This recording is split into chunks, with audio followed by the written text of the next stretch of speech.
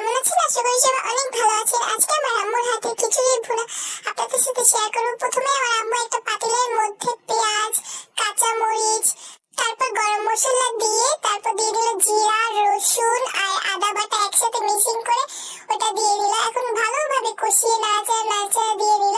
তারপর এটার মধ্যে একটু নুন দিয়ে তারপর হলুদ দিল, এটা ধনিয়া গুঁড়া দিল, তারপর দিল এখানে গুঁড়া মরিচ দিয়ে আবার খালি ঘুরাচ্ছে। তারপর ঘুরিয়ে এখানে আরেকটু পানি দিয়ে এটাকে একটু বলক আসা পর্যন্ত ওয়েট করতে হবে, তারপর চালটা দিয়ে দিব।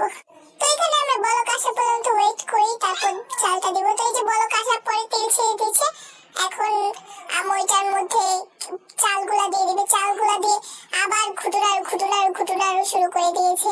চালগুলা দেওয়ার পরে ভালোভাবে ভাজা করার পরে এখানে পানি দিয়ে দিবে। পানি দিয়ে আবার লাড়াচাড়া করে দিল। লাড়াচাড়া দিয়ে এখন এটাকে আধা ঘন্টার মতো রেখে দিবে। এই যে আমাদের খিচুড়িটা দেখেছেন কত সুন্দর লাগতেছিল, ফুটতেছিল। তো এই যে পুরো ফাইনাল লুক নিয়ে এসে পড়লাম। এখানে ভর্তা, ডিম ভাজা, বেগুন ভাজা, পটল ভাজা আছে। তো দেখতে কত কিউট লাগতেছে, মাশাআল্লাহ। তো আমাদের ভিডিও এই পর্যন্ত।